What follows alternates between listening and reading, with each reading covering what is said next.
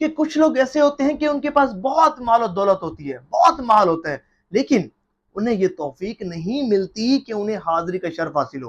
اور بہت سارے ایسے لوگ ہوتے ہیں کہ بہت زیادہ غریب ہوتے ہیں، ہینڈ ٹو ماؤتھ ہوتے ہیں، ان کا گزارا بھی بڑی مشکل سے ہوتا ہے، لیکن بڑے سچے عاشق رسول ہوتے ہیں، کثرت سے درود پاک پڑھنے والے ہوتے ہیں، لیکن ان کا بلاوا آ جاتا ہے اور ان کو حاضری کا شرف حاصل ہو جاتا ہے۔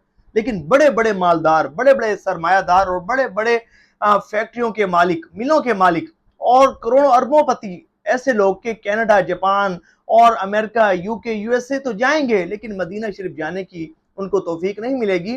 ایک عاشق رسول کا کہنا ہے کہ ایک مرتبہ میں ایک بہت بڑی فیکٹری کے مالک کے پاس میرا جانا ہوا کسی کام کے سلسلے میں۔ وہ شخص بہت مالدار، امیر ترین آدمی تھا، اس کا کاروبار، اس کا بزنس بڑے ہی عروج پر چل رہا تھا۔ اور میں جب اس کے پاس گیا تو ویسے ہی باتوں باتوں میں نے کہا کہ آپ نے تو ماشاءاللہ بڑے حج عمرے کیے ہوں گے، بڑے اللہ تعالیٰ نے آپ کو بڑے مال سے نوازا ہے، دولت سے نوازا ہے۔ تو اس نے کہا نہیں جناب، میں مدینہ شریف نہیں گیا، میں حج کرنے نہیں گیا۔ تو وہ بھائی کہنے لگے کہ یہ سن کر میں چونک اٹھا اور کہنے لگا کہ آپ حج کرنے نہیں گئے، حج کے لیے نہیں گئے، آپ تو مالدار آدمی ہیں اور کروڑوں پتی، اللہ تعالیٰ نے آپ کو بڑے مال و دولت سے نوازا، حج تو کب کا آپ پر فرض ہو چکا اور آپ حج کے لیے نہیں گئے، آپ کو مدینہ شریف حاضری کا شرف حاصل نہیں ہوا، دل نہیں کرتا۔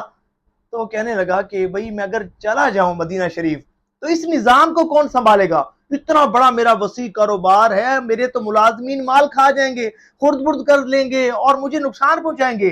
میں ہی تو وہ ہوں کہ جو اس نظام کو سنبھال رہا ہوں، اگر میں اٹھ کر چلا گیا تو پیچھے سارا نظام درم برم ہو جائے گا۔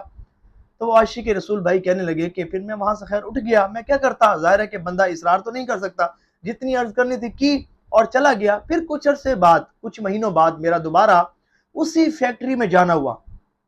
تو جب ان سیٹ صاحب کے آفس میں گیا تو دیکھا کوئی اور بیٹھا ہوا ہے۔ تو میں نے کہا جی سیٹ صاحب کہاں ہیں؟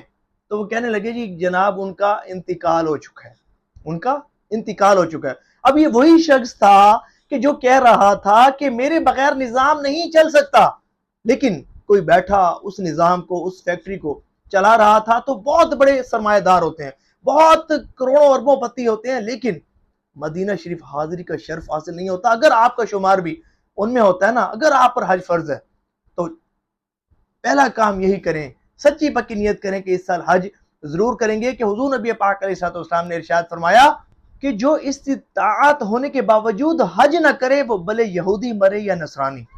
اتنی سخت وعید۔ سچی پکی نیت کریں، اگر اللہ تعالیٰ نے آپ کو صاحب استطاعت بنایا ہے، اگر آپ پر حج فرض ہو چکا ہے تو اس سال آپ نیت کریں کہ آپ حج کریں گے اور یہ پیسہ یہیں رہ جانا ہے۔